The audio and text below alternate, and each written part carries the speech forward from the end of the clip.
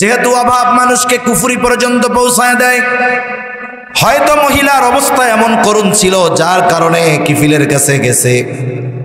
কিফিল বলে সুদ ছাড়া আমি টাকা দিব না। মহিলা বলে আমি তো সুদ দিতে পারবো না। জালেম কিফিল মহিলার চেহারার দিকে তাকায় দেখে সুন্দর চেহারা, কুপ্রস্তাব দিয়া বসছে। বলে ঠিক আছে, যদি সুদ না দিতে পারো আমার এই শর্তে রাজি হও, অমুক দিন তুমি আমার সাথে গোপন অভিসারে লিপ্ত হবা। দরিদ্রতা মানুষকে কুফরি পর্যন্ত পৌঁছায় দেয়। এইবার ওই মহিলা জালেম কিফিলের কথায় রাজি হয়ে গেল। নির্ধারিত দিন জালেম কুফিল চলে গেছে তার কাছে। হাদিসের মধ্যে আসছে ৬০ দিরহাম ধার দিছে, ৬০ দিরহাম। এইবার জালেম কিফিল ওই মহিলার কাছে চলে গেছে, ঘরে ঢুকছে। জালেম কিফিল ঢুকছে আর মহিলা থরথর করে কাঁপতেছে। মহিলার পুরা দেহ থরথর করে কাঁপে। কিফিল বলে আসছি আনন্দ করার জন্য, তোর অবস্থা এরকম কেন? মহিলা বলে কিফিল রে, অভাবের কারণে তোমার কাছ থেকে আমি এই শর্তে রাজি হয়ে টাকাগুলো এনেছিলাম রে কিফিল। এই দেহ আজ পর্যন্ত এমন কোনো অপকর্মে জড়িত হয় নাই। আমি জীবনে কোনোদিন এই ধরনের পাপের সাথে জড়িত হই নাই রে কিফিল। আমার তো ভয় হয় তোমার সাথে জেনা করবার পর আমি যদি মারা যাই তাহলে আল্লাহর সামনে আমি একজন ব্যভিচারিণী হিসাবে দাঁড়াবো। এই ভয়ে কান্না করতেছি কিফিল। মহিলার এই কথাটুকু কিফিলের অন্তরের মধ্যে ছুঁয়ে গেছে। কিফিল হয়তো চিন্তা করে, আহারে আমার জীবনে এমন কোনো পাপ নাই আমি করি নাই, আর এই মহিলা অভাবে পড়ে একটা পাপের সাথে জড়িত হয়েছে, ইচ্ছা করে নয় বাধ্য হয়ে, এখনো পাপে জড়ায় নাই। আল্লাহর ব্যাপারে এত ভয়, তাহলে আমার অবস্থা কি হবে? কিফিলের অন্তরের অবস্থা পরিবর্তন। কিফিল মহিলারে বলে, যা তোরে ৬০ দিরহাম দিছিলাম, সদকা করে দিলাম, মাফ করে দিলাম, আর শুইনা রাখ, জীবনে আর আমি এই গুনাহ করুম না। তওবা কইরা কিফিল বাড়ি চলে গেছে। রাতে ঘুমায় গেছে কিফিল। রাতের বেলা ঘুম, ঘটনাক্রমে রাতে কিফিল মারা গেছে। কিফিল রাতে মারা গেছে। সকালবেলা এলাকার মানুষ যখন খোঁজ পেয়েছে কিফিল মারা গেছে, জালেম মারা গেছে, কিফিলের তাওবার খবর তো আর কেউ জানে না। জালেম মারা গেছে, এলাকায় আনন্দ মিছিল, জালেম মারা গেছে। কিন্তু আল্লাহ তাআলা জানায়া দিছেন, কিফিল রে জালেম বলো না, কিফিল তাওবা করেছে, আমি আল্লাহ তার সব গুনাহ মাফ করে দিয়েছি। কিফিলকে আমি আল্লাহ আমার বন্ধু বানায় নিয়েছি। হায় রে, সেই বনি ইসরাইলের একজন জালেম রে যদি আল্লাহ এরকম মাফ করতে পারে, আমরা হইলাম শেষ নবীর উম্মত, আমাদের জন্য আল্লাহ তাআলা ক্ষমার দরজা কেমনে খুলে রাখছে। এজন্য আমাদের এই জীবনের মুহাসাবা হয়তো আমার জীবন পরিবর্তনের কারণ হতে পারে। এজন্য প্রত্যেক দিন রাত্রে 5টা মিনিট সময় আমরা হিসাব করব, তাহলে কি হবে? গুনাহ থেকে বাঁচা আমাদের জন্য সহজ হয়ে যাবে ইনশাআল্লাহ। তা একটা মানুষ পরিশুদ্ধ হওয়ার যতগুলো মাধ্যম, এর মধ্যে অন্যতম হলো নিজেকে সকল ধরনের পাপাচার থেকে বিরত রাখা, আল্লাহ তাআলার নিষেধগুলো থেকে বেঁচে থাকা, পাপ থেকে বেঁচে থাকা। এটা পরিশুদ্ধ হওয়ার অন্যতম মাধ্যম। আমি যে আয়াত আপনাদের খেদমতে তিলাওয়াত করেছি, আমার পাঠকৃত কোরআনুল কারীম থেকে পাঠকৃত যেই অংশ, এখানে আল্লাহ সুবহানাহু ওয়া তাআলা মূলত রাসূল আকরাম সাল্লাল্লাহু আলাইহি ওয়াসাল্লামকে বারবার উপদেশ দেওয়ার, ওয়াজ করার, নসিহত করার নির্দেশ আল্লাহ তাআলা দিয়েছেন। আল্লাহ তাআলা বলেন ওয়াযাক্কির, আপনি বারবার উপদেশ দেন। কেন বারবার উপদেশ দিবেন? আল্লাহ তাআলাই বলেন ফাইন্নায যিকরা তানফাউল মুমিনিন, কারণ এই উপদেশ, ওয়াজ, নসিহত এটা হলো মুমিনদের জন্য উপকারী। এজন্যই এই ধরনের দ্বীনি মাহফিলগুলো মূলত হয়। যদি দেখা যায় আমি দ্বীনি মাহফিল শুনতেছি, শুনতে ভালো লাগে, কিন্তু আমার মধ্যে পরিবর্তন আসতেছে না, এটা আমাদের জন্য তাহলে ভালো বিষয় নয়। এজন্য আমাদের চিন্তা করা উচিত যে প্রতিটা দ্বীনি মাহফিলে আমি আমার সময় ব্যয় করতেছি, এই সময়টাতে আমি যেই কথাগুলো শুনবো সব কথা আমল করা সম্ভব না হলেও আমি আমার জন্য কোন কথাটা উপকারী কল্যাণকর সেই কথাটাকে মনে রেখে কোট করে বাস্তব জীবনে প্রয়োগের চেষ্টা করব ইনশাআল্লাহ। তা আল্লাহ তাআলা রাসূলুল্লাহ সাল্লাল্লাহু আলাইহি ওয়াসাল্লামকে বারবার ওয়াজ করার নির্দেশ দিয়েছেন। ওয়াজ করার নির্দেশ যে আল্লাহ তাআলা শুধু দিয়েছেন তা না, স্বয়ং আল্লাহ তাআলা কোরআনুল কারীমে ওয়াজ করেছেন। কত ওয়াজ করেছে বলে, কোরআনে যত আয়াত আছে সমস্ত আয়াতগুলোর মধ্যে 500 আয়াত হলো বিধানাবলী সংক্রান্ত, বাকি যত আয়াত সব আয়াতগুলোর মধ্যে ওয়াজ, নসিহত, উপদেশ, উপমা, ঘটনা। আল্লাহ তাআলা ঘটনাও বলছে, গল্পও বলছে। আবার কিছু গল্প, এক গল্পের ব্যাপারে তো আল্লাহ তাআলা বলেছে এটা যেন তেন গল্প না, আল্লাহ বলেন আহসানাল কসস, সবচাইতে উত্তম গল্প এটা। তা আমরা আসলে গল্প গল্প মজা নেওয়ার জন্য শুনি, যদি শিক্ষা গ্রহণ করতে পারতাম কাজে লেগে যেত। তা মূল কথা হলো আল্লাহ তাআলা ওয়াজ করেছেন, জান্নাতের ওয়াজ, জাহান্নামের ওয়াজ, জালেমদের ওয়াজ, নেককার বান্দাদের ওয়াজ, নবীদের ওয়াজ। আল্লাহ ওয়াজ করেছে, নবীকে ওয়াজ করতে বলছে, নবীজিও ওয়াজ করছে। নবীজি কোরআন শোনাইতেছে তো শোনাইছেই, সাথে সাথে নিজেও ওয়াজ করছে। এই যে যত হাদিস আপনারা শুনেন, ওলামায়ে কেরাম আমাদের শোনান, সব নবীজির ওয়াজ। কার ওয়াজ? কত ওয়াজ নবীজি করছে চিন্তা করে দেখেন, লক্ষ লক্ষ লক্ষ লক্ষ হাদিস, এগুলো সব নবীজির ওয়াজ। নবীজি ওয়াজ করতেন কেমনে? বলে নামাজের পরে যদি নবীজি মদিনায় থাকতেন, বিশেষ করে মাদানী জিন্দেগিতে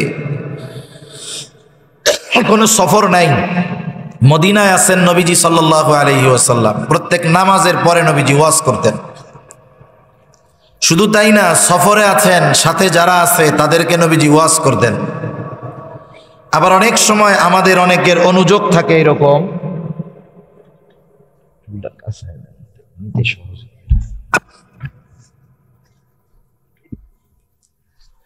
আমাদের অনেকের অনুযোগ থাকে এইরকম যে লোক কম হইলে ওয়াজ উঠে না।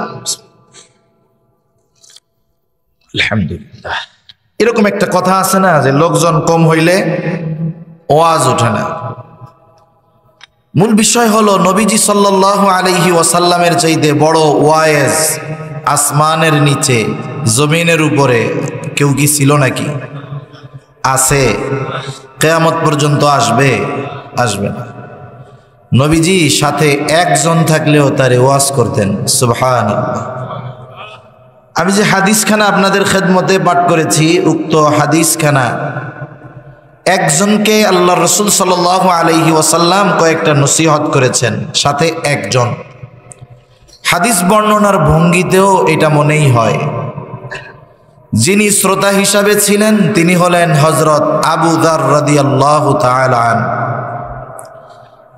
আবু যার রাদিয়াল্লাহু তাআলা আনহু বলেন, قال لي رسول الله صلى الله عليه وسلم,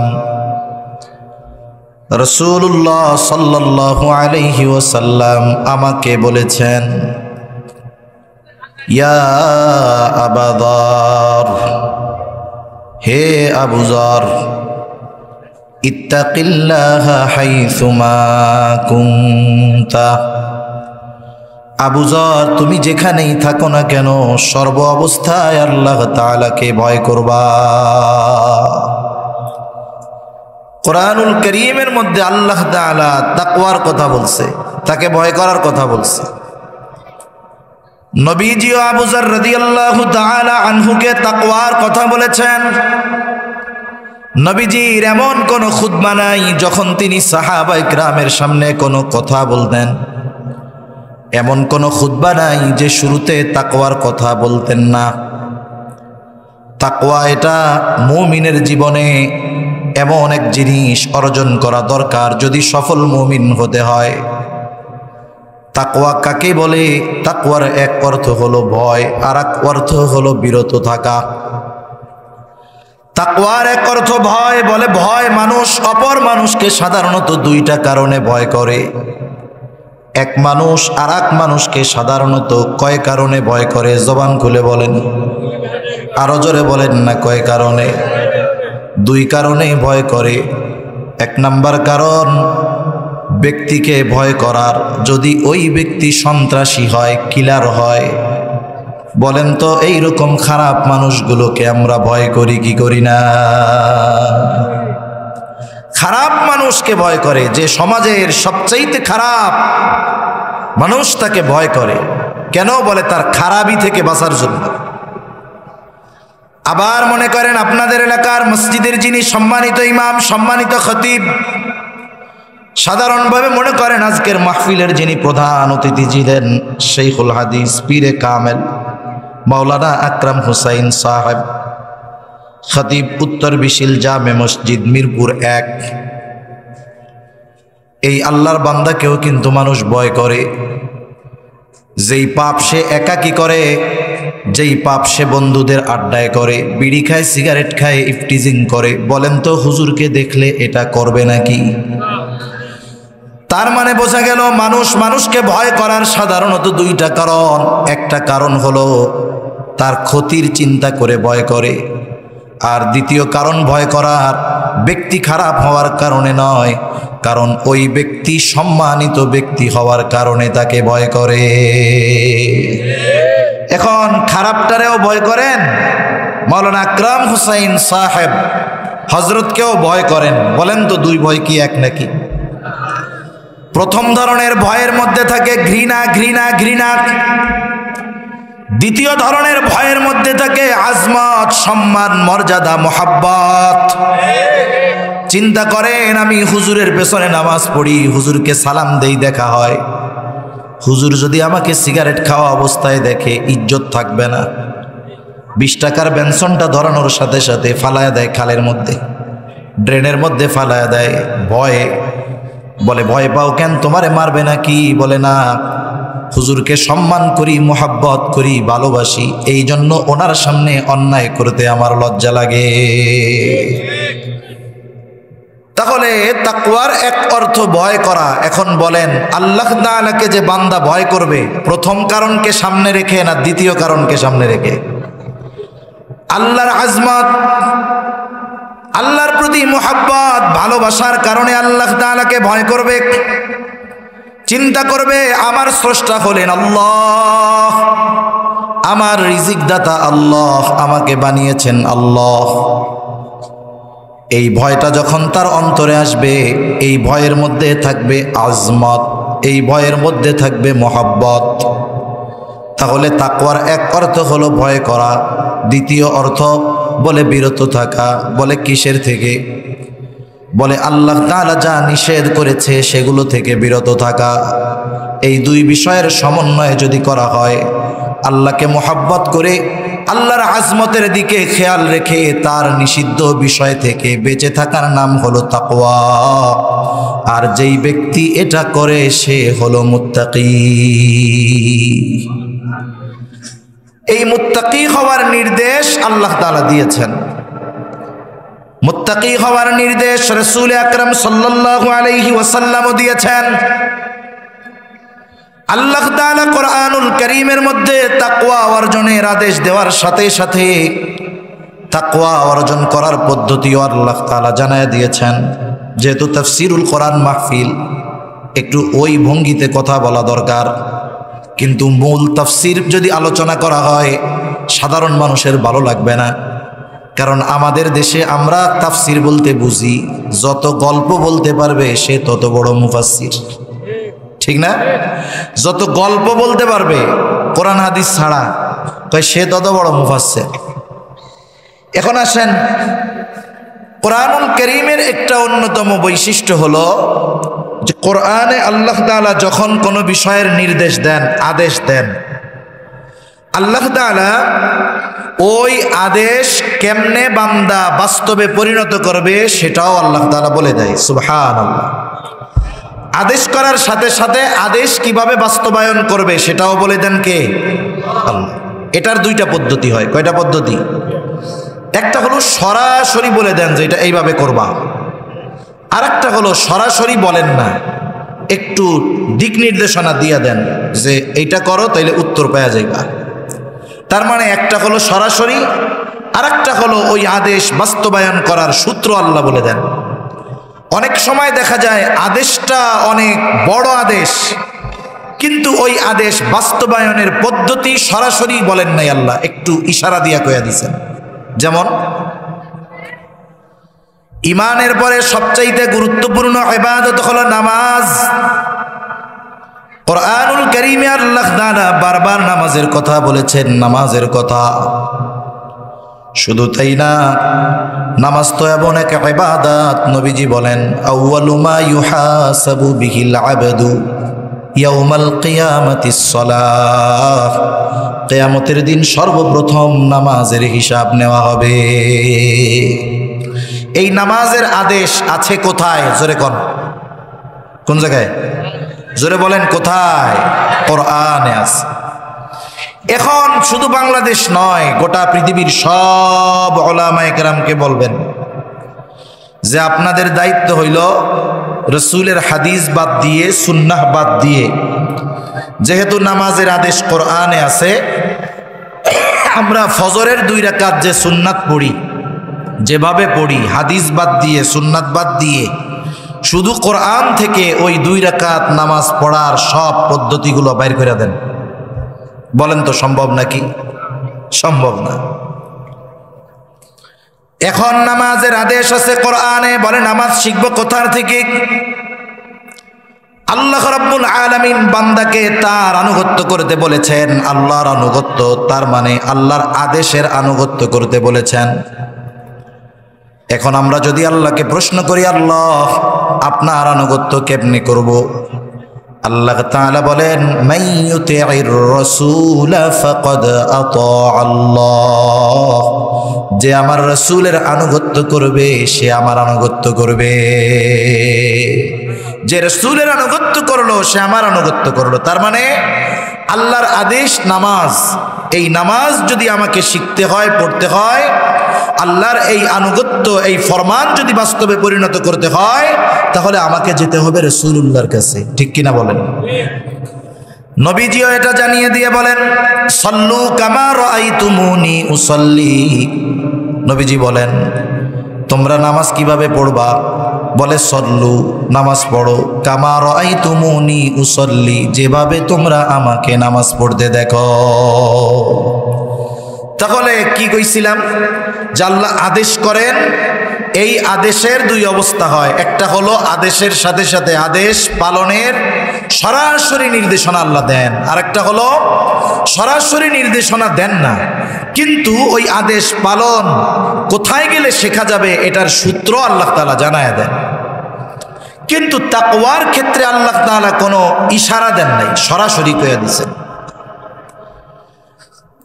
যেমন এক আয়াতের মধ্যে আসছে আল্লাহ তাআলা বলেন ইয়া আইয়ুহাল্লাযীনা আমানুত্তাকুল্লাহ, আল্লাহ তাআলা বলেন হে ঈমানদারেরা তোমরা মুত্তাকি হও।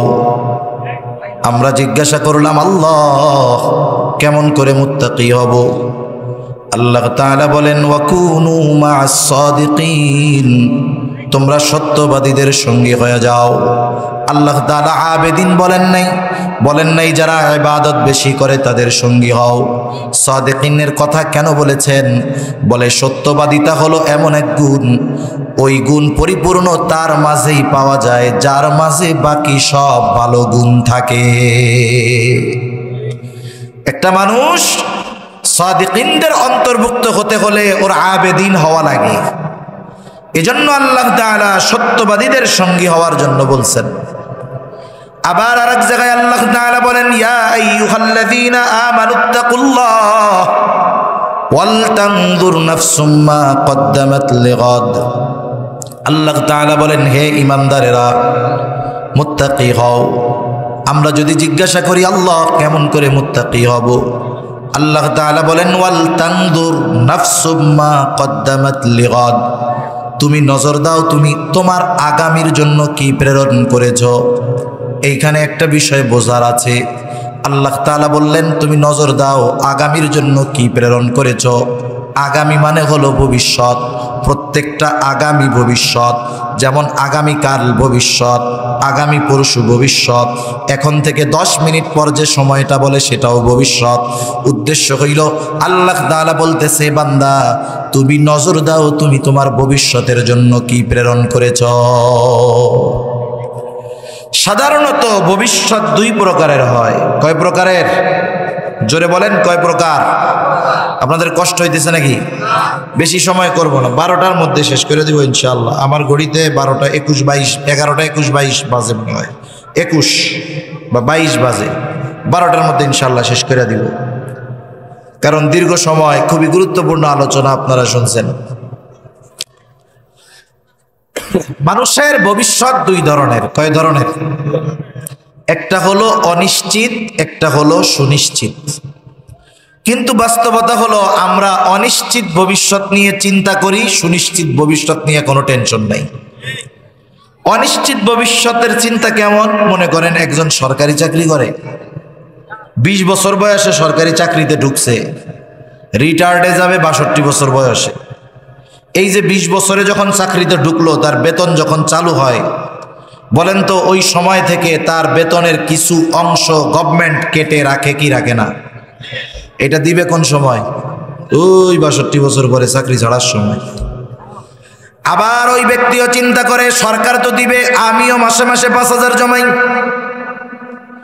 বলে কেন জমাও? বলে এখন তো সরকারি চাকরি আছে, 62 বছর বয়সে যখন চাকরি ছাইড়া বাড়িতে যাব, তখন তো আর চাকরি বাকরি কাজবাজ করার মতো মন থাকবে না। সরকারের টাকা আর আমার টাকা মিলায়া বৈশা বৈশা পায়ের উপরে পা তুইলা খামু, কোনো টেনশন নাই, কোনো চিন্তা নাই। বলেন তো 62 বছর পরে সে যে টাকা পাবে, এই টাকা গভর্নমেন্ট কাটতেছে, সেও জমাইতেছে, কিন্তু ওই ব্যক্তি 62 বছর পর্যন্ত বাঁচবে কি বাঁচবে না এর কোনো গ্যারান্টি আছে নাকি? অথচ কত চিন্তা তারে নিয়ে। সরকার চিন্তা করে সরকারও টাকা জমায়, সেও নিজে চিন্তা করে টাকা জমায় যে বুড়াকালে ওই সময় বৈশা বৈশা খামো। বলে এটা হলো অনিশ্চিত ভবিষ্যৎ, গ্যারান্টি নাই, হয়তো জমাবে সে, খাবে আর একজন। সুনিশ্চিত ভবিষ্যৎ কোনটা? বলে চোখ বন্ধ হওয়ার পরে এটার পাওয়া যাবে। এই জন্য আল্লাহ তাআলা আমাদেরকে জানায় দেন, গোলাম তুমি সুনিশ্চিত ভবিষ্যতে ভালো থাকার জন্য কি পাঠাইতেছো এটার দিকে নজর দাও। দুনিয়ায় অনিশ্চিত ভবিষ্যতে ভালো থাকার জন্য টাকা জমাও, আর সুনিশ্চিত ভবিষ্যতে ভালো থাকার জন্য অবশ্যই আমাদেরকে নেকি পাঠানো লাগবে। এজন্য বুজুর্গানে দিন একটা ভাষা ব্যবহার করেন, বলে এটারে মুহাসাবা বলে, হিসাব, নিজের সাথে নিজের হিসাব করা। বাজারে অনেক বড় বড় ব্যবসায়ী আছে, সব ব্যবসায়ী কিন্তু হঠাৎ করে বড় ব্যবসায়ী হয়ে যায় না। অনেক ব্যবসায়ী আছে ব্যবসা শুরু করছে 20,000 টাকা দিয়া, এখন তার এই ব্যবসার ভ্যালু 20 কোটি টাকা। শুরু করেছিল কত দিয়ে? 20,000 দিয়ে। ওই ব্যবসায়ী যদি টাল্টু পাল্টু ব্যবসায়ী হইতো, খামখেয়ালিপনা করতো, উদাসীন হতো, তাহলে এই পরিমাণ সফলতা অর্জন সম্ভব ছিল না। আদর্শ ব্যবসায়ীদের কয়েকটা গুণ থাকে, এই গুণগুলোর মধ্যে একটা গুণ হলো সে প্রতিদিনের হিসাব প্রতিদিন ক্লোজ করে।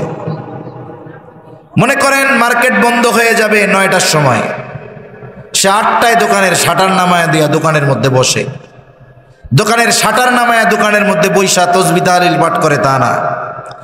সাধারণত বড় বড় দোকানদার ব্যবসায়ীরা 4টা জিনিসের হিসাব করে। কয় জিনিসের হিসাব? জোরে বলেন, কয় জিনিস? 4 জিনিস। 1 নাম্বার হিসাব করে আজকে বেচা কেনা কত হইল, সেল কত হইল। 2 নাম্বার হিসাব করে মাল কত টাকার কিনলাম। 3 নাম্বার হিসাব করে বাকি কত টাকার গেল। 4 নাম্বার সে হিসাব করে, যে যেই ব্যবসা করে অভিজ্ঞ, সে সর্বশেষ হিসাব করে আজকে আমার লাভ কত আছে।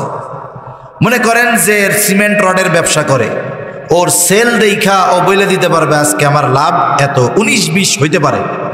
মুদি দোকানদারও কিন্তু বলে দিতে পারে যে আমার আজকে এত সেল, এতে আমার এত পার্সেন্ট লাভ আছে। মনে করেন একটা উদাহরণ দেওয়ার জন্য বলি, 1 লাখ সেল হয়েছে, 1 লাখে তার 20% লাভ হয়, তাহলে 1 লক্ষ টাকায় তার লাভ কত? 20,000। এখন বাকির খাতা টান দিয়া দেখে বাকি আজকে গেছে 25,000। বলেন তো আজকের দিনের যেই সেলের উপরে যেই লাভ, সেই লাভ কি তার পকেটে আছে নাকি পাবলিকের পকেটে আছে?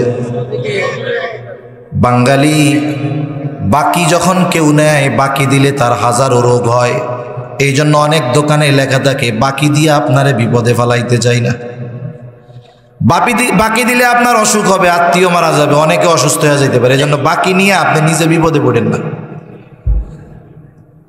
এইবার যে আদর্শ দোকানদার হিসাব করার পরে চিন্তা করবে আজকের লাভের টাকা আমার পকেটে নাই, বরং আরো মূলধন থেকে 5,000 চলে গেছে। বাসায় আসার সময় কর্মচারীকে বলবে সাবধান, আগামীকাল থেকে যদি আমার আব্বাও বাকি চায় খবরদার 1 টাকাও বাকি দিবি না। বাকি 25,000 সেল যদি নাও হইতো 75,000 হইতো। আমার লাভ যদিও কম হইতো কিন্তু গাইটের থেকে যাইতো না। লাভ 20,000 না হয় 15,000 হইতো, তবুও আমার এই অবস্থা হইতো না। এই হিসাব যারা দৈনন্দিন করে ব্যবসায়ী বলে এরা আদর্শ ব্যবসায়ী। এদের ব্যবসা অল্প দিনে লালবাতি জ্বলে না, বরং সময়ের সাথে সাথে এরা ব্যবসার লাইনে আরো উন্নতি সাধন করে। এই জন্য শুধু এই টাকা পয়সার মুহাসাবা করলে হবে না, তো জীবনের মুহাসাবা করা দরকার। এই হায়াতের মুহাসাবা করতে হয়। বুজুর্গানে দিন এই জন্য বলে যে রাতের বেলায় যখন শুইতে যাব বিছানায়, সারা দিনের একটা মুহাসাবা করব, আমলের মুহাসাবা। একটা মানুষ যখন বালিশে মাথাটা লাগাবে, সাধারণত মানুষ যখন একেবারে বিছানায় শুয়ে পড়ে, আমরা তো এখন শোয়ার সময় কি করি, মোবাইলটা নিয়ে শুই আগে। মোবাইলটা নিয়ে শুইলে কি হয়, আমার ব্রেন চিন্তা সব ওই দিকে ডাইভার্ট হয়ে যায়। এজন্য চিকিৎসা বিজ্ঞান বলে মোবাইল শোয়ার সময় কাছে রাখা নিজেরও ক্ষতি, সন্তানেরও ক্ষতি। মোবাইলের রেডিয়েশনের কারণে ক্ষতি হয়, এজন্য দূরে রেখে শুইলে এটা উপকার বেশি। মোবাইলটা ওয়ার্ড্রপের উপরে রাখা বিছানায় শুয়ে একটু যদি কেউ চিন্তা করে যে আমি বিছানায় শুইলাম, আমার কত বন্ধু শুইছে আর সকালে ঘুম থেকে উঠে নাই, হয় না এরকম? আচ্ছা, আমি যদি আজকে রাত্রে মরে যাই তাহলে আমি কি আল্লাহর কাছে মাপ পাইতে পারি? এই চিন্তাটা যদি কেউ শোয়ার পরে করে তাহলে তার মন অন্যদিকে যাবে। এইবার সে যদি একটু চিন্তা করে আজকে সারা দিনের সব ভালো কাজের হিসাব এবং মন্দ কাজের হিসাব সে যদি করে, 10 মিনিট লাগবে না, সে হিসাব বের করতে পারবে আজকে দিনে ভালো কাজ বেশি না মন্দ কাজ বেশি। যদি ভালো কাজ বেশি হয় তো ভালো কথা, আর যদি দেখা যায় মন্দ কাজ বেশি হয়ে গেছে, হয়তো তার মধ্যে চিন্তা আসবে, আরে আজকে রাতটা যদি আমার জীবনের শেষ রাত হয়ে যায় তাহলে না জানি আগামী দিন আল্লাহ তাআলার সামনে যখন দাঁড়াবো জাহান্নামীদের কাতারে আমার নামটা হয়ে যেতে পারে। এই যে একাকী তার চিন্তা, তার মধ্যে তাওবার আগ্রহকে জাগ্রত করবে। হয়তোবা সে একাকী নিভৃতে আল্লাহর কাছে বলবে, আল্লাহ আমার জীবনে তো গুনাহ বেশি, ভালো কাজ কম, আয় আল্লাহ আমি আমার গুনাহগুলো থেকে আপনার কাছে মাফ চাই, আপনি আমারে মাফ করে দেন। একাকী হয়তো আল্লাহর কাছে এই কথাগুলো বলে রাতে ঘুমায় গেল। আল্লাহ না করুন যদি এই রাতটা তার জীবনের শেষ রাত হয়ে যায়, হতে পারে ওই লোকটা আগামী দিন আল্লাহর সামনে তার বন্ধু হিসাবে দাঁড়ায়া যাবে। এটা কি অসম্ভব নাকি? মানুষের একটা চিন্তা মানুষের জীবন পাল্টায় দিতে পারে। এই যে এক জালেমের ঘটনা হাদিসের মধ্যে বারবার আসছে, নবীজি এই ঘটনা একবার দুইবার না বারবার আমাদেরকে বলছে। জালেমের নাম হইল কিফিল। এর ব্যাপারে হাদিসে আসছে এমন কোনো পাপ নাই সে করে নাই। সুদখোর, ঘুষখোর, জেনা, ব্যভিচার সব ধরনের পাপ সে করায় অভ্যস্ত। মানুষকে সে সুদের উপরে টাকা দিত। একদিন এক বিধবা নারী তার কাছে আসছে কিছু টাকা পাওয়ার আশায়। বিধবা নারী আসছে, টাকা দরকার। কিফিলের কাছে এসে বলে, কিফিল, আমি বড় অভাবে আছি, আমি বড় কষ্টে আছি, আমার কিছু টাকা দরকার, আমারে কিছু টাকা ধার দাও। যেইগুলা সুদে টাকা লাগানো অভ্যাস, ওর সামনে মানুষ মইরা গেলেও টাকা ধার দিবে না। আর এইরকম সুদখোর এখন সমাজে অ্যাভেলেবেল পাওয়া যায়। একজন মুসিবতে পড়ছে, আত্মীয় যদি হয়, সুদখোরের কাছে যায় যদি কয়, বাইরে তুমি তো আমার আত্মীয়, আমি বিপদে পড়ছি, 5,000 টাকা ধার দাও, এমন ভাব ভঙ্গি করবে যে ও একটু পরে একটা ফুটা থাল নিয়ে ওইখানে ভিক্ষা করতে বসবে। ওর অবস্থা এরকম। আর একজন ওই পাশ দিয়া পাঠাবেন যে ভাই 10,000 টাকা সুদে দাও, ও এবার বলবে যত লাগবে তত নাও। সেই জন্য সুদখোর টাকা ধার দেয় না। মহিলা গিয়া বলে, আমারে কিছু টাকা কর্জ দাও। কিফিল বলে, না, আমি টাকা কর্জ দিতে পারবো না, সুদের উপরে যদি নিতে পারো, নিতে চাও যদি নিতে পারো। মহিলা বলে, কিফিল রে, যদি আমি সুদের টাকাই দিতে পারতাম তাইলে কি তোমার কাছে টাকা চাওয়ার জন্য আসতাম নাকি? হাদিসের মধ্যে আসছে, কাদাল ফাকিরু আইয়াকুনা কুফরা, দরিদ্রতা মানুষকে কুফরি পর্যন্ত পৌঁছায়া দেয়। এজন্য অনেক সময় আমরা আমাদের সমাজে অনেক সময় এরকম দেখি, অনেক মানুষ পাপাচার অনাচারে জড়ায় গেছে। দেখা যায় কি, এই পাপের সাথে জড়ানোর অন্যতম কারণ হলো তার অভাব।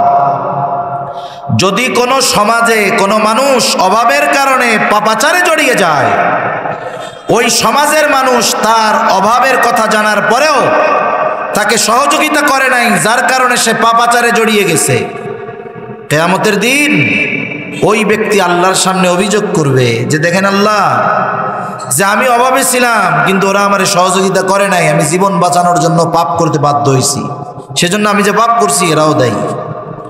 এজন্য সমাজের মানুষের দিকে আমাদের খেয়াল রাখা দরকার। আমরা তো অনেক সময় একজন অপরাধে জড়িয়ে গেলে তার অপরাধ নিয়ে আলোচনা করতে পারি। কেন ওই মজলিসে 20 জন বসছি, আমরা আলোচনা করি, ফাইন্ড আউট করি কেন ওই লোকটা অপরাধে জড়াইল, একটু খোঁজ খবর নেই। এরপরে সমাজের সম্ভ্রান্ত যারা আছে, টাকা পয়সা যাদের আছে, যাকাত সাদকা দান সাদকা করে, তাদের সাথে পরামর্শ করি যে অমুক তো এই অপরাধে জড়িয়ে যাচ্ছে অভাবের কারণে, কি করা যায়, তার একটা কর্মসংস্থান করে দেওয়া দরকার, একটা ব্যবস্থা করে দেওয়া দরকার। এবার সমাজের মানুষ তাকে ডেকে এনে ভালো মতো বুঝিয়ে পরিপূর্ণ অপরাধের জগতে প্রবেশ করার আগেই যদি তাকে ছোট্টখাট্ট কোনো কর্মের সাথে জড়ায়া দিতে পারে, আশা করা যায় আমাদের এই সম্মিলিত প্রচেষ্টার কারণে অনেক খারাপ মানুষ ভালো পথে ফিরে আসবে। ঠিক কিনা বলেন? এগুলো সামাজিক কাজ করা দরকার। রাসূল সাল্লাল্লাহু আলাইহি ওয়াসাল্লাম আল আমিন আস সাদিক কেমনে হইছেন? নবুয়াতির আগে তো সামাজিক কর্মকাণ্ড নবীজি সবচেয়ে বেশি করেছেন, সমাজের সাথে নবীজি ইনভলভ বেশি ছিলেন। এজন্য এগুলো দরকার। যেহেতু অভাব মানুষকে কুফরি পর্যন্ত পৌঁছায় দেয়, হয়তো মহিলার অবস্থা এমন করুণ ছিল যার কারণে কিফিলের কাছে গেছে। কিফিল বলে, সুদ ছাড়া আমি টাকা দিব না। মহিলা বলে, আমি তো সুদ দিতে পারবো না। জালেম কিফিল মহিলার চেহারার দিকে তাকায় দেখে সুন্দর চেহারা, কুপ্রস্তাব দিয়া বসছে। বলে, ঠিক আছে, যদি সুদ না দিতে পারো আমার এই শর্তে রাজি হও, অমুক দিন তুমি আমার সাথে গোপন অভিসারে লিপ্ত হবা। দরিদ্রতা মানুষকে কুফরি পর্যন্ত পৌঁছায় দেয়। এইবার ওই মহিলা জালেম কিফিলের কথায় রাজি হয়ে গেল। নির্ধারিত দিন জালেম কুফিল চলে গেছে তার কাছে। হাদিসের মধ্যে আসছে 60 দিরহাম ধার দিছে, 60 দিরহাম। এইবার জালেম কিফিল ওই মহিলার কাছে চলে গেছে, ঘরে ঢুকছে। জালেম কিফিল ঢুকছে আর মহিলা থরথর করে কাঁপতেছে। মহিলার পুরা দেহ থরথর করে কাঁপে।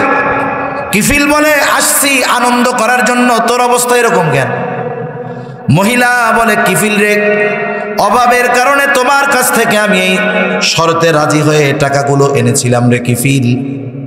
এই দেহ আজ পর্যন্ত এমন কোনো অপকর্মে জড়িত হয় নাই, আমি জীবনে কোনোদিন এই ধরনের পাপের সাথে জড়িত হই নাই রে কিফিল। আমার তো ভয় হয় তোমার সাথে জেনা করবার পর আমি যদি মারা যাই তাহলে আল্লাহর সামনে আমি একজন ব্যভিচারিণী হিসাবে দাঁড়াবো। এই ভয়ে কান্না করতেছি কিফিল। মহিলার এই কথাটুকু কিফিলের অন্তরের মধ্যে ছুঁয়ে গেছে। কিফিল হয়তো চিন্তা করে, আহারে আমার জীবনে এমন কোনো পাপ নাই আমি করি নাই, আর এই মহিলা অভাবে পড়ে একটা পাপের সাথে জড়িত হয়েছে, ইচ্ছা করে নয় বাধ্য হয়ে, এখনো পাপে জড়ায় নাই, আল্লাহর ব্যাপারে এত ভয়, তাহলে আমার অবস্থা কি হবে? কিফিলের অন্তরের অবস্থা পরিবর্তন।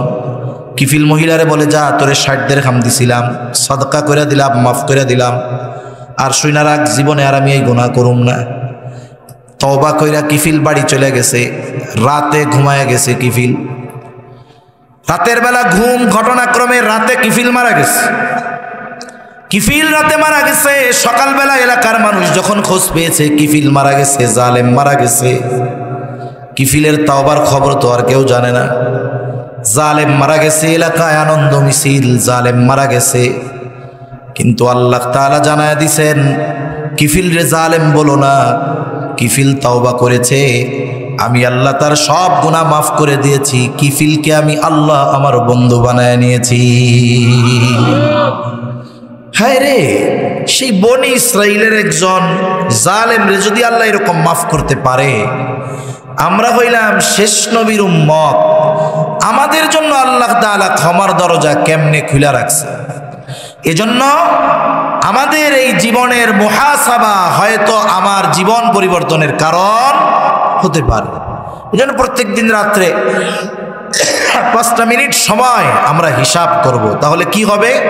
গুনাহ থেকে বাঁচা আমাদের জন্য সহজ হয়ে যাবে ইনশাআল্লাহ। তাহলে ওয়াজ করতেছিলাম, নবীজির ওয়াজ কি ওয়াজ? বলে, ইত্তাকিল্লাহ হাইসুমা কুনতা, হে আবু যর তুমি যেখানেই থাকো না কেন সর্ব অবস্থায় আল্লাহ তাআলাকে ভয় করবা। বলে, ভয় করা কাকে বলে? বলে, আল্লাহর আজমতের দিকে খেয়াল রাইখা, মোহাব্বত রাইখা, ভালোবাসা রাইখা, আল্লাহর নিষিদ্ধ বিষয়সমূহ থেকে বাঁচতে হবে। একটা অন্যায় আমি কখনো চাই না আমার বাবা দেখে ফেলুক, আমার ভাই দেখে ফেলুক, আমার ওস্তাদ দেখে ফেলুক, আমি লজ্জা পেয়ে যাব আমার ভাই যদি দেখে ফেলে। কিন্তু বলেন তো, পৃথিবীর এমন কোনো জায়গা আছে নাকি যেই জায়গায় অন্যায় করলে আল্লাহ তাআলা দেখেন না? আছে নাকি দুই একটু জায়গা মিরপুরের মধ্যে?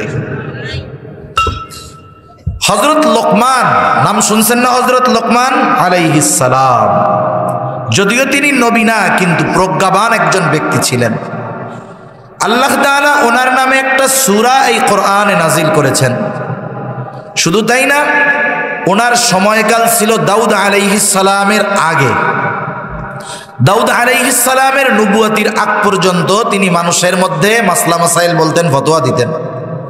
হযরত লোকমান তার সন্তানকে অনেকগুলো উপদেশ দিছে। উপদেশগুলো আল্লাহ তাআলার খুব ভালো লাগছে। আল্লাহ তাআলা এই উপদেশগুলো দাউদ আলাইহিস সালামের জবুরে নাজিল করেন নাই, মুসা আলাইহিস সালামের তাওরাতে নাজিল করেন নাই, ঈসা আলাইহিস সালামের ইনজিলেও নাজিল করেন নাই। নাজিল করছেন ঈসা কোরআনে। নাজিল কেন করছেন? যাতে করে তার হাবিবের উম্মতেরা এই নসিহতগুলা যাইনা পইড়া সন্তানদেরকে করে আর ওইভাবে গড়া তোলে। তার নসিহতগুলোর মধ্যে একটা নসিহত যেটা হযরত লোকমান সন্তানকে করতেছে আল্লাহর কুদরত, আল্লাহর ক্ষমতার ব্যাপারে তাকে জানানোর জন্য যে আল্লাহর পাওয়ার কত, ক্ষমতা কত। হযরত লোকমান বলে, ইয়া বুনাইয়া ইন্নাহা ইন তাকু মিসকালা হাববাতিন মিন খারদাল ফাতাকুন ফি সখরাতিন আও ফিস সামাওয়াতি আও ফিল আরদি ইয়াতি বিহাল্লাহ। হযরত লোকমান তার সন্তানকে বলে, হে আমার বৎস, ইন্নাহা, এই হা দ্বারা উদ্দেশ্য হলো আমল, হতে পারে নেক আমল, হতে পারে বদ আমল। তিনি তার সন্তানকে বলতেছেন, হে আমার সন্তান, তোমার ওই আমলটা হোক সেটা সরিষা দানা পরিমাণ। ইন্নাহা ইন তাকু মিসকালা হাববাতিন মিন খারদাল, যেই আমলটা তুমি করেছো যেটা সরিষা দানা পরিমাণও হইতে পারে, ওই আমলটা যদি তুমি ফাতাকুন ফি সখরা, যদি কোনো পাথরের ভিতরেও করে থাকো, আও ফিস সামাওয়াত, আকাশেও যদি করে থাকো, আও ফিল আরদ, জমিনেও যদি করে থাকো। আল্লাহ তাআলা কি বলেন? লোকমান সন্তানকে বলতেছে, ইয়াতি বিহাল্লাহ, ওই সরিষা দানা পরিমাণ আমলটাও হাজির করবেন কে? আল্লাহ তাআলা কেমন খবর রাখেন আমার আপনার ব্যাপারে। এই পৃথিবীর গভীর সমুদ্রে, আটলান্টিক বা প্রশান্ত মহাসাগরের সবচাইতে গভীরতম জায়গা, প্রায় 14 কিলোমিটারের কাছাকাছি গভীরতা। সূর্যের আলো কয়েকশো মিটার পর্যন্ত পানির নিচে যায়, এরপরে আর যায় না। এরপরে অনেক অন্ধকার, বলে আমাবস্যার অন্ধকার, বলে তার চেয়েও বেশি অন্ধকার। একেবারে ওই সমুদ্রের তলদেশে ঘন কালো অন্ধকার, সমুদ্রের তলদেশে বালুকণার উপরে ছোট্ট ছোট্ট প্রাণী চলে হাঁটে। মাঝে মধ্যে দেখা যায় ভিডিওর মধ্যে সমুদ্রের তলদেশে কিছু প্রাণী বালুর উপরে হাঁটতেছে, কিন্তু আমরা ভাইসা থাকি, নিচে হাঁটতে পারি না। একেবারে ক্ষুদ্র ক্ষুদ্র প্রাণী বালুকণার উপর দিয়ে হাঁটে। আরে বলে, যত অন্ধকার হোক না কেন, প্রাণী যত ক্ষুদ্র হোক না কেন, ওই প্রাণীটা চলাচল করতেছে, এটাও যিনি দেখেন তিনি কে? আল্লাহ তাআলা শুধু দেখেন তা নয়, বলে ওই প্রাণীটা সমুদ্রের তলদেশে চলাচল করতেছে, বালুর উপরে চলার দ্বারা কিন্তু আওয়াজ হয়। আমাদের কান দিয়ে ওই আওয়াজ শ্রবণ করা অসম্ভব। ওই যে প্রাণীটা চলে, চলাচলের কারণে যেই আওয়াজ হয়, ওই আওয়াজটাও সুস্পষ্টভাবে যিনি শুনতে পান তিনি কে? কোথায় যাবেন? জায়গা আছে কোনো জায়গায় গিয়ে গোনা করার? তাইলে বাপের দেখারে ভয় পাই, সিসি ক্যামেরার দেখাকে ভয় পাই, লজ্জা পাই, বন্ধুর দেখাকে ভয় পাই, লজ্জা পাই। যেই আল্লাহ আমার রিজিক দাতা, আমার স্রষ্টা, ওনার দেখাকে কেন ভয় পাই না? প্রশ্ন নিজের কাছে নিজে করতে হবে। কেন আমি তার দেখাকে ভয় পাই না? যে তিনি আমারে দেখতেছে, তিনি আমাদেরকে সব সময় বেষ্টন করে আছেন, নজর ফাঁকি দেওয়ার কোনো উপায় নাই। কেমন দেখা দেখে আল্লাহ? শুধু বাহিরে দেখে না ভেতরেও দেখে? জোরে বলেন, ভেতরেও দেখে। আল্লাহ তাআলা কোরআনুল কারীমের মধ্যে বলেন, ওয়ালাকাদ খালাকানাল ইনসানা ওয়া না'লামু মা তুওয়াসওয়িসু বিহি নাফসুহু ওয়া নাহনু আকরাবু ইলাইহি মিন হাবলিল ওয়ারিদ।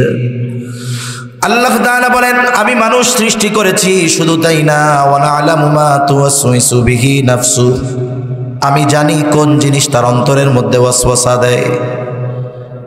আল্লাহ তাআলাকে যদি জিজ্ঞাসা করি, আল্লাহ অন্তরের ওয়াসওয়াসার খবর আপনি কেমনে জানেন?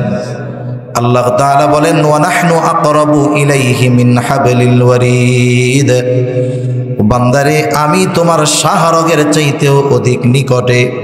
বুজুর্গানে দ্বীনের ভাষায় হলো যে আমি আপনি, আমার আপনার যত কাছে, তার চাইতে বেশি কাছে কে? কোথায় ফাঁকি দিয়ে যাব? সাথে সাথে সর্বহালতে আমার আপনার সাথে কিছু ফেরেশতা থাকে, এরা কখনো আলাদা হয় না। কিছু ফেরেশতা আছে কিছু কারণে আসে না, কিছু ফেরেশতা আছে কখনো আলাদা হয় না। এটা হুজুর ওয়াজ করছে, যেই ঘরে কুকুর থাকে, ছবি থাকে, সেই ঘরে ফেরেশতা আসে না। উনি স্বাভাবিকভাবে বলছে আর কি। আসলে কুকুর থাকলে, ছবি থাকলে রহমতের ফেরেশতা আসে না। উনি বলছে ঢালাওভাবে ফেরেশতা আসে না। ও লোক চিন্তা করে, ভালোই তো, কুত্তা একটা সাথে থাকলে আর আজরাইল আসতে পারবে না। আজরাইল কি ঠেকানো যাবে? কুকুরের সাথে না, কুকুরের ঘরে থাকলেও তো আজরাইল যথাসময়ে হাজির। আবার কিছু ফেরেশতা আলাদা হয় না কখনো। এই দুই কাঁধে দুইজন ফেরেশতা আছে, সাথে আরো একজন আছে, ও খালি লেখে। এই তিনজন কখনো আমাদের থেকে আলাদা হয় না, এই দুইজন সব সময় থাকে। যখন একটা ছেলে বা মেয়ে বালেগ হয়ে যায় বা বালেগা হয়ে যায়, ওই সময় তার খাতা ওপেন, মরার আগ পর্যন্ত খাতা বন্ধ হবে না। আল্লাহ তাআলা বলেন, কিরামান কাতিবিনা ইয়ালামুনা মা তাফআলুন, সম্মানিত লেখকদ্বয় জানে তোমরা কি আমল করো। তারা শুধু আমাদের কর্মগুলো জানে তা নয়, কর্মের ব্যাপারে সাক্ষী হয়, সাথে সাথে কর্মগুলোকে সংরক্ষণ করে রাখে, লেখা রাখে। বলে হুজুর লেখা রাখে তো দেখা যায় না কেন? মোবাইলের সিমের মধ্যে, মেমোরির মধ্যে কত কিছু থাকে, সিম কার্ডের মধ্যে নাম্বার থাকে, দেখা যায় নাকি? যে আল্লাহ মানুষরা এত বুদ্ধি দিল, সেই আল্লাহর জন্য এটা সহজ, ঠিক কিনা গণ? আরো একজন ফেরেশতা থাকে, বলে এর কাজ কি? বলে আমরা যা বলি শব্দ মুখ দিয়া উচ্চারণ করার সাথে সাথে কথাগুলো সে সংরক্ষণ করে ফেলে। আল্লাহ তাআলা বলেন মা ইয়ালফিযু মিন কাউলিন ইল্লা লাদাইহি রাকীবুন আতীদ। সদা তৎপর একজন ফেরেশতা, আমরা মুখ দিয়ে যা বলি সাথে সাথে সে এটাকে সংরক্ষণ করে রাখে। আধুনিক বিজ্ঞান বলে মানুষের কথা ধ্বংস হয় না, কথা সব বাতাসের মধ্যে আছে। এবং তারা নাকি চেষ্টাও করতেছে, অতীতের বড় বড় মনীষী যারা ছিলেন এদের শব্দগুলো বাতাস থেকে আলাদা করে তাদের গলার আওয়াজ আমাদেরকে শোনানোর চেষ্টা তারা করতেছে। সফল আল্লাহ চাইলে হয়েও যাইতে পারে। তা কথা যে বাতাসের মধ্যে থাকে, বাতাসের সাথে চলে, এটা বোঝার জন্য আরো একটা সহজ উদাহরণ দিই।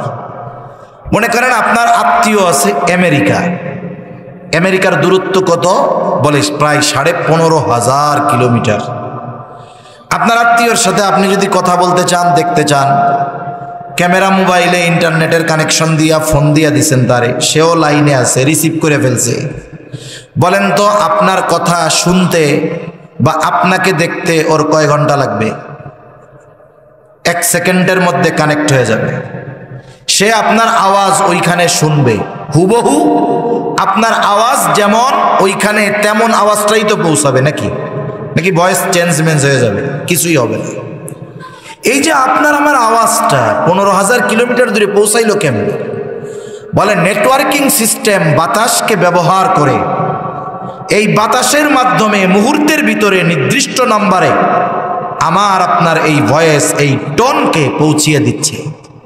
যেই আল্লাহ মানুষকে এই বুদ্ধি দিলেন, সেই আল্লাহর জন্য কথা সংরক্ষণ করা সহজ না অতি সহজ? অতি সহজ। আকাশের মধ্যে কথাগুলো আছে, সংরক্ষণ তো করতেছে আল্লাহ, রাখছে ফেরেশতা। এরপরও মনে করেন বাতাসে কথাগুলো আছে। মাঝে মধ্যে অনেকে ইন্টারনেটে ঢুকে, গুগলে ঢুকে, তার অনেক তথ্য দরকার, যে কোনো লেখাপড়া দরকার। গুগলে তথ্য কত আছে? বলে ছবি, ভিডিও, ফাইল, তথ্য কোটি কোটি কোটি কোটি কোটি কোটি কোটি কোটি কোটি কোটি, মানে এর হিসাব করা যাবে না, এত আছে আর কি। ট্রিলিয়ন ট্রিলিয়ন পার হয়ে যাবে। এখন কোনো ব্যক্তির কোনো বিষয়ে একটা লেখা দরকার, মনে করেন ও দোয়েল পাখি সম্পর্কে জানতে চায়, ও এখন দ দিয়ে ওকার দিল দো, দেখবেন ও দো লেখার সাথে সাথে ইন্টারনেট স্পিড যদি ভালো হয় নিচে অনেক কিছু লেখা আসবে। ওর যেটা দরকার ওইটার উপরে ক্লিক করবে, সাথে সাথে ওই বিষয়ের লেখা পৃষ্ঠার পর পৃষ্ঠা তার সামনে হাজির, ঠিক কিনা বলেন? এই বুদ্ধি মানুষকে দিছে কে? ওই আল্লাহ তাআলা যদি কিয়ামতের দিন বলে, এ বাতাস, এই যে কুসুমবাগ এলাকার আব্দুর রহিম তার গোটা হায়াতে যত কথা বলেছে সবগুলা আলাদা করে আমার সামনে হাজির করো, বলেন তো এটা আল্লাহর জন্য শুধু সহজ নাকি অতি সহজ? এই আল্লাহ আমাদের জন্য এমন ব্যবস্থাপনা করে রাখছেন, চিন্তা যদি আমরা একটু করতাম, আল্লাহর কসম আল্লাহর নাফরমানি কখনো আমাদের দ্বারা হইতো না। সেজন্য সব সময় এই চিন্তাটা সামনে রাখা, আমি যা করি কেউ না দেখলেও দেখেন কে? আমি যা বলি কেউ না শুনলেও শুনেন কে? এই চিন্তা যদি আমি সামনে বারবার আনতে পারি, তাহলে দেখা যাবে যে আমার মানুষের সামনে যেমন আমি গুনাহ থেকে বাইচে থাকতে চাই, অনুরূপভাবে রাতের আধারেও একাকী ঘরেও যদি শয়তান আমারে ধোঁকা দিতে চায়, আমার চিন্তা আসবে আমাকে দেখতেছে কে? জোরে বলেন কে? তাহলে রাসূলুল্লাহ সাল্লাল্লাহু আলাইহি ওয়াসাল্লাম আবু যর রাদিয়াল্লাহু তাআলা আনহুকে আদেশ দিলেন, এ আবু যর, যেখানেই থাকো না কেন আল্লাহ তাআলাকে ভয় করবা। 2 নম্বর আদেশ, ওয়া আতবি'is সাইয়্যাতাল হাসানাতা তামহুহা, তোমার দ্বারা যদি কখনো মন্দ কাজ হয়ে যায়, ও আবু যর, সাথে সাথে নেকের কাজ করবা, ভালো কাজ করবা। কেন? বলে ভালো কাজ মন্দ কাজটাকে মিটায় দেয়। মন্দ কাজটা যেমন হবে, ভালো কাজটাও কমপক্ষে ওর সমান সমান হইতে হবে। যেমন মন্দ কাজ হইছে কবিরা গুনাহ, তাইলে তাওবা করতে হবে। আবার কিছু গুনাহ আছে যেগুলো মানুষের সাথে সম্পৃক্ত, মানুষের হক সম্পৃক্ত, ওইগুলো আস্তাগফিরুল্লাহ পড়লে কাজ হবে না। একজন ক্ষমতায় ছিল, পাওয়ার ছিল, এক সময় মানুষের জমি জাতি সব দখল দিয়া এখন মনে করেন এলাকার 20টা বাড়ির মালিক। এরকম অনেক বুজুর্গ হাজি সাহেব অনেক জায়গায় আছে না নাই? এখন চিন্তা করতেছে, বুড়া তো হয়ে গেছি, চোখেও আগের মতো দেখি না, গিরায়ও বল নাই, চামড়াও ঘুষায় গেছে, বয়সও 60 পার হয়ে গেছে। এখন আল্লাহর কাছে তাওবাতিল্লাহ করতে হবে। এবার হজে চলে গেছে, হজ প্রতি বছর করতেছে, ওমরা 3 মাস অন্তর করতেছে। মক্কা শরীফের আশেপাশে অনেক দোকান আছে, দোকানগুলোয় তসবি পাওয়া যায়, 1000 দানার তসবি। চিন্তা করছে কাম কাজ তো আর নাই, 16টা বাড়ির ভাড়া পাই, দুনিয়ার চিন্তা আছে নাকি আর? এখন এক কাম করি, এই 1000 দানার তসবি নিয়ে, আগে তো এই 16 বাড়ির মালিক তো আসলে একটাও সে না, মানুষেরটা মাইরে খেয়া করছে আর কি। এখন আস্তাগফিরুল্লাহ পড়ে পড়ে আল্লাহর কাছে মাপ চেয়ে লই। এখন তসবির দানা বাড়ির থেকে বাড়ি আসছে। আগে মসজিদে যাইতো না, মাশাল্লাহ এখন মসজিদ থেকে বাইরে হয় না, দিনভর সুযোগ পাইলে আস্তাগফিরুল্লাহ আস্তাগফিরুল্লাহ পড়ে। ওয়াজ শুনতেছে তাও আস্তাগফিরুল্লাহ আস্তাগফিরুল্লাহ পড়ে, মানুষের সাথে কথা কয় তাও তসবির দানা চলতে থাকে। বলেন তো এই লোক যদি কিয়ামত পর্যন্ত হায়াত পায়, আর যদি আল্লাহর কাছে আস্তাগফিরুল্লাহ কইতেই থাকে, মাপ চাইতেই থাকে, তাওবা করতেই থাকে, বান্দার হক যতক্ষণ মাপ না করবে ওর ওই মন্দ কাজের প্রায়শ্চিত্ত হবে নাকি? সেই জন্য পাপ যেরকম, তাওবাটাও ওই রকম হতে হবে। কিছু পাপ আল্লাহর কাছে মুখ দিয়া ক্ষমা চাইলেই হয়ে যায়, অন্তর ঠিক থাকলে হইল। আর বান্দার হক সম্পৃক্ত বিষয়, এটা বান্দা যতক্ষণ মাপ না করবে আস্তাগফিরুল্লাহ বললে কাজ হবে না। আর বান্দা যখন খালেস ভাবে তাওবা করে, মানে তাওবার পদ্ধতি ঠিক রেখে তাওবা করে, সে যত বড় পাপী হোক না কেন সে আল্লাহর প্রিয় বান্দা হয়ে যায়। একটা ঘটনা বলি, 12টার একটু বেশি গেলে রাগ হইয়েন না, রাগ হবেন নাকি? শেষ করে দেওয়ার চেষ্টা করবো তাড়াতাড়ি। মনে আসলো, যেহেনে বলতে মন চাচ্ছে তাই কইতাছি আর কি। আল্লাহ রসুলের একজন সাহাবী মায়াজ ইবনে মালিক রাদিয়াল্লাহু তাআলা, উনি একজন নারীর সাথে জেনা করে ফেলছে। আর উনি ছিলেন বিবাহিত পুরুষ। ইসলামী শাসন ব্যবস্থায় বিবাহিত পুরুষ যদি জেনা করে তার শাস্তি হলো পাথর মেরে হত্যা। এখন উনি যে জেনা করছে, এই জেনার কোনো সাক্ষী নাই। হঠাৎ করে একজন গিয়ে বলবে যে এই লোক জেনা করছে আর ওরে শাস্তি দিয়ে দেওয়া হবে, বিষয়টা এমন নয়, সাক্ষী তো লাগবে। এখন জেনার তো সাক্ষী নাই, কেউ জানে না। স্বাভাবিক মানুষ যখন পাপ করে, অন্যায় করে, তখন তার মনের অবস্থা একরকম থাকে, কিন্তু পাপ থেকে ফারেক হওয়ার পরে তার চিন্তা থাকে কাজটা কেমন হইল। মায়াজ ইবনে মালিক জেনা করে ফেলছে, কেউ জানে না। মায়াজ ইবনে মালিকের মধ্যে একটা সময় অনুশোচনা বোধ জাগ্রত হয়েছে। মায়াজ ইবনে মালিক তাওবা করতে চায়, চিন্তা করে এই গোনা যদিও দুনিয়ায় গোপন থাকবে, মানুষ হয়তো জানে না, কেউ হয়তো দেখেও নাই, কিন্তু আমি তো আমার আল্লাহর চোখটা ফাঁকি দিতে পারি নাই। মায়াজ ইবনে মালিক জানে এই তাওবা আস্তাগফিরুল্লাহ পড়লে মাফ হবে না, এই তাওবার শাস্তি হবে, এই তাওবা হবে পাথর নিক্ষেপে হত্যা। মায়াজ ইবনে মালিক তাওবা করার নিমিত্তে রাসূলের দরবারে চলে গেছে। গিয়া বলে, ইয়া রাসূলুল্লাহ, আমি জেনা করেছি, আমাকে আপনি পবিত্র কইরা দেন। স্বাভাবিকভাবে বলছে। নবী বলে, যাও আল্লাহর কাছে ক্ষমা চাও, আল্লাহ তোমারে ক্ষমা কইরা দিবে। মায়াজ ইবনে মালিক নবীজির এই কথার পরে রাস্তা ধরছে বাড়ির দিকে। কিছু দূর যাওয়ার পর চিন্তা করতেছে, আমি তো নবীকে ব্যাখ্যা বিশ্লেষণ করে বলি নাই কেমন জেনা করেছি, কারণ নবী তো বলছে প্রত্যেকটা অঙ্গ প্রত্যঙ্গের আলাদা আলাদা জেনা আছে। চোখের জেনা দেখা, হাতের জেনা ধরা, পায়ের জেনা চলা, জবানের জেনা অনুভব করা, নবীজিরে তো বলি নাই কোন ধরনের জেনা হইছে। মায়াজ ইবনে মালিক এই চিন্তায় আবার নবীজির কাছে ফেরত চলে আসছে। ডান পাশে বৈশা বলে, ইয়া রাসূলুল্লাহ, আমি জেনা করেছি, আমাকে পবিত্র করে দেন। নবীজি চেহারা ঘুরায় ফেলছে। বাম পাশে গিয়া বলে, জেনা করেছি, পবিত্র করে দেন। এইবার নবীজি চেহারা আবার ঘুরায় ফেলছে। এইবার সামনে দাঁড়ায় বলে, ইয়া রাসূলুল্লাহ, জেনা করেছি, আমাকে আপনি পবিত্র করে দেন। নবীজি বলে, কি বলতে চাও? মায়াজ ইবনে মালিক বলে, ইয়া রাসূলুল্লাহ, আমি তো ওই কাজটা অন্যায়ভাবে করে ফেলেছি যেটা বৈধ স্বামী স্ত্রী করে।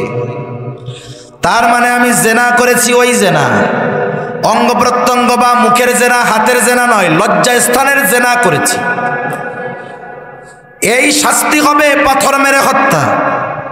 কোন মানুষ নিজের জীবন নিজে দিতে চায় না, আর সে নিজের জেনার কথা নিজে বলতেছে। কি পাগল নাকি রে? সাহাবা একরাম বলে, না ইয়া রাসূলুল্লাহ, পাগল না, পরীক্ষা করো মদ পান করছে নাকি। কারণ মাদকাসক্ত ব্যক্তি অনেক কথাই কইতে পারে। পরীক্ষা করা হইল, মদ পানও করে নাই। নবীজি আবার জিজ্ঞাসা করে, কি কও? বলে, এটাই করছি, তাওবা করতে চাই। এইবার তাকে শাস্তি দেওয়া হলো। তার তাওবা কি? বলে, পাথর মেরে হত্যা। এইবার মায়াজ ইবনে মালিকের শাস্তি দেওয়া হলো, তার মানে তাওবা করানো হইল। তাকে কাফন পরিধান করানো হলো, জানাজা হলো, দাফন করা হলো। নবীজি নিজে এই জানাজায় অংশগ্রহণ করলেন, দাফনে নবীজি অংশগ্রহণ করলেন। দাফন শেষ করে সবাই ফিরে আসতেছে কবর দিয়া। দুই ব্যক্তি কবরের দিকে ইশারা করে বলে, এই তো মায়াজ ইবনে মালিক। বড় বোকা লোকটা, বোকা। হায়রে, জেনা করছিল, কেউ জানতো না, গোপন ছিল। নবীও তারে প্রথমে চইলা যাইতে কইছিল, কিন্তু এই বোকা আবার ফিরে এসে নিজের জেনার কথা নিজে স্বীকৃতি দিল। শাস্তি হইল, মরল। মানুষও যাই না গেল মায়াজ ইবনে মালিক একজন জেনাকার। লোকটা বড় বোকা, নিজের পাপ অন্যায় গোপন করার সুযোগ থাকার পরেও করল না। নবীজি এই দুই ব্যক্তির কথা শুনলেন, কিছুই বলেন নাই। কিছু দূর সামনে অগ্রসর হবার পর নবীজি এক জায়গায় দাঁড়াইলেন।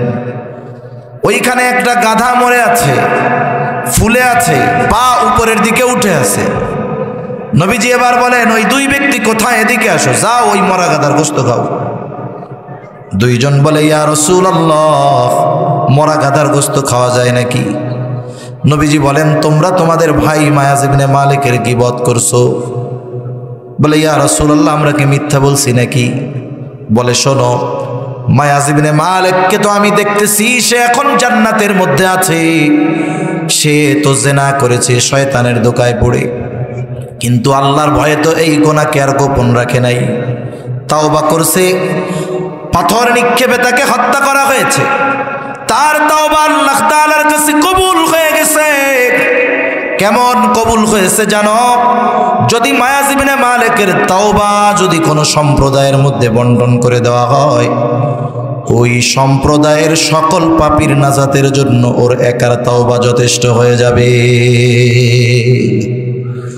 এই জন্য পাপ যেমন খালেস ভাবে তাওবা, আল্লাহ তাআলার কাছে তাওবার কারণে প্রিয় পাত্র হওয়া যায়, ঠিক কিনা বলেন?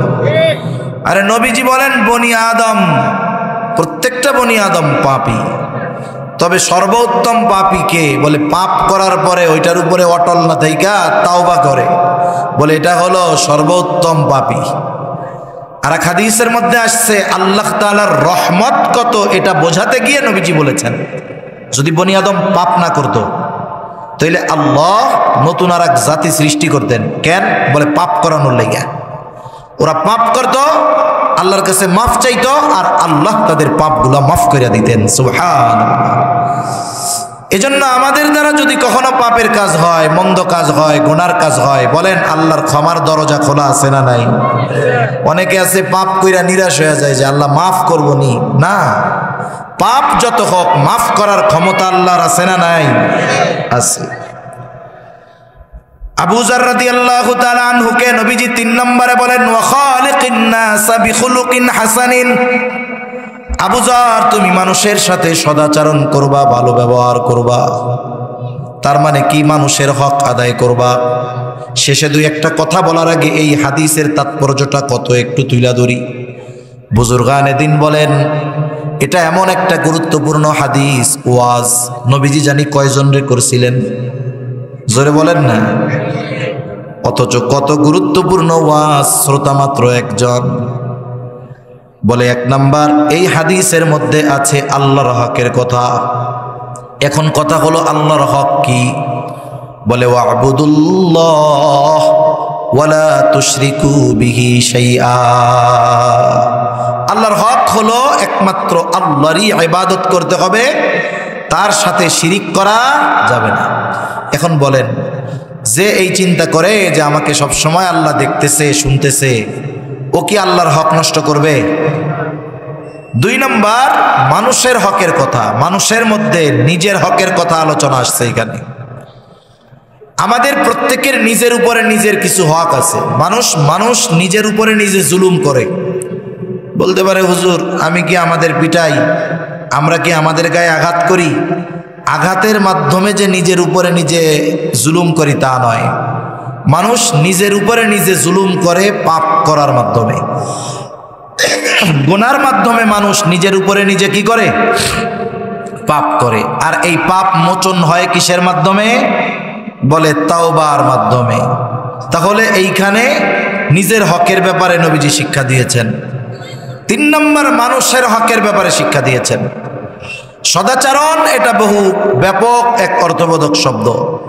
যেই মানুষটা যেমন আচরণ আমার কাছে পাবে তার সাথে তেমন আচরণ করাই সদাচরণ। যেমন আপনারা বসবাস করেন, প্রতিবেশী আছে না? প্রতিবেশী হিসাবে প্রতিবেশীর উপরে হক আছে, মানুষ হিসাবে মানুষের উপরে হক আছে, মুসলিমের অপর মুসলমানের উপরে হক আছে, অমুসলিম হলেও মুসলমানের উপরে তার হক আছে না নাই? মনে করেন প্রতিবেশী, অমুসলিম হোক আর মুসলিম হোক, প্রতিবেশীর হক আছে। প্রতিবেশীর হক তো গুরুত্বপূর্ণ একটা বিষয়। নবীজি বলেন, আউসিনি জিবরিলু বিল জার হাত্তা যানানতু আন্নাহু সাইওয়ারিসাহু। যে জিবরাইল আমাকে প্রতিবেশীর ব্যাপারে এত ওসিয়ত করতেছিল, আমি তো মনে করছি প্রতিবেশীর মনে হয় ওয়ারিশ বানায় দেওয়া হবে। অথচ দেখা যায় আমাদের সবচাইতে খারাপ সম্পর্ক থাকে প্রতিবেশীর সাথে, দাও কুমড়া সম্পর্ক। একটু ধনী হইলে গরিব প্রতিবেশী করব কি, ওনার 2 তলা বাড়ি, ওর বিল্ডিং নাই, পোলা ভান্ডা দিয়ে পেছন দিয়ে ওই জায়গা দিয়ে মুত প্রস্রাব কর, ওই বাড়ির উপরে প্রস্রাব করবো, আইটা বানি বলাইব। আছে না নাই? আমরা বসবাস করি, শহরে হোক গ্রামে হোক। আমার চেষ্টা থাকবে আমি প্রতিবেশীকে কষ্ট দিব না। যদি প্রতিবেশী কষ্ট দিয়েই দেয় একটু সবর করব। আয়েশা সিদ্দিকা রাদিয়াল্লাহু তাআলা আনহা নবীজিকে জিজ্ঞাসা করতেছে, খেয়াল দিয়ে শুনবে একটু, যে ইয়া রাসূলুল্লাহ আমার 2 জন প্রতিবেশী। কয়জন? বলে একজন মুসলিম আর একজন অমুসলিম। ব্যাখ্যা করে দিতেছে, 2 জন প্রতিবেশীর, একজন মুসলিম আর একজন অমুসলিম। তা প্রতিবেশী হিসাবে আমার উপরে হক কার বেশি? রাসূলুল্লাহ সাল্লাল্লাহু আলাইহি ওয়াসাল্লাম এই কথা বলেন নাই যে মুসলমানের হক বেশি। নবীজি বললেন, আয়েশা যার দরজা তোমার দরজার বেশি কাছে, প্রতিবেশী হিসাবে সে তোমার কাছে হক প্রাপ্য বেশি। তাহলে প্রতিবেশী অমুসলিম হলেও তার সাথে ভালো আচরণ করা, সদাচরণ করা, ভালো ব্যবহার করা, এই 3টা গুরুত্বপূর্ণ নসিহত নবীজি আবু যর রাদিয়াল্লাহু তাআলা আনহুকে করছেন। অথচ কত গুরুত্বপূর্ণ নসিহত আবু যর রাদিয়াল্লাহু তাআলা আনহু নবীজির সাথে তখন একা ছিলেন। আমরাও চেষ্টা করব নবীজির এই স্পেশাল নসিহতের আলোকে নিজেদের জীবনকে সাজানো। বলেন ইনশাআল্লাহ। তাইলে সব কথা বাদ দেন, শিখলাম কি? সর্ব অবস্থায় ভয় করব কাকে? জোরে বলেন কাকে? আল্লাহকে। 2 নাম্বার, যদি মন্দ কাজ হয়েই যায় কি করব? ভালো কাজ করব। ভালো কাজটা কি? তাওবাও তো ভালো কাজ, মন্দ কাজ যেমন এর আলোকে ভালো কাজটাও তেমন হতে হবে। 3 নাম্বার, মানুষের সাথে সদাচরণ করব, অর্থাৎ যে আমার কাছে যেমন হক প্রাপ্য আমি তার হকগুলো আদায় করে দিব। এই চেষ্টা রাখবো যে এই দুনিয়া থেকে যাওয়ার সময় কমপক্ষে আমার কাছে কোনো বান্দা যেন হক না পায়। আল্লাহ পাইলে তো আল্লাহ মাফ করে দিতে পারে, কিন্তু বান্দা যদি পায়, ও যদি কিয়ামতের দিন ঠেকা যায়, তাইলে ও কিন্তু আমার ঘাড়ে পাড়া দিয়া জান্নাতে যাওয়ার চেষ্টা করবে।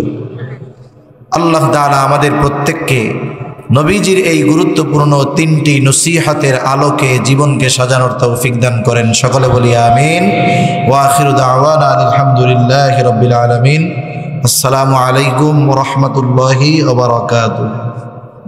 দুরূদ শরীফ পড়ি। আল্লাহুম্মা সাল্লি আলা মুহাম্মাদ।